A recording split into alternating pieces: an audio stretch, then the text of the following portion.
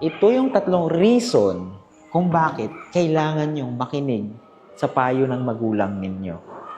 Una, hindi lahat ng mali kailangan yung maranasan bago kayo matuto.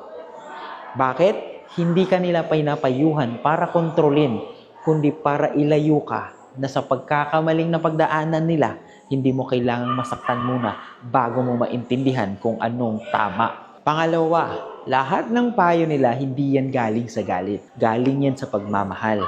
Bakit? Kahit paulit-ulit silang magpapayo, kahit paulit-ulit at minsan nakakasakit na ng ulo, ginagawa pa rin nila yun dahil ayaw kanilang mapahamak.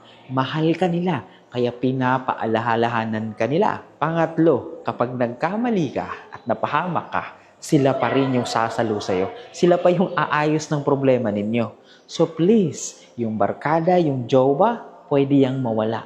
Pero ang magulang mo, kahit ilang ulit mo pa, lalong-lalo na kapag mahal kayo, sila pa rin ang tatakbuhan ninyo. So please, tandaan ninyo, yung payo, kadalasan, hindi para sa kanila. Kaya kayo pinagsasabihan kasi bakit? Para rin sa inyo. So makinig sa payo. Libre naman yan eh, walang bayad. Lalong-lalo na kapag magulang nyo, mahal kayo, walang ibang gusto. Yung payo na yun is para talaga sa inyo. Sa ikakabuti ninyo.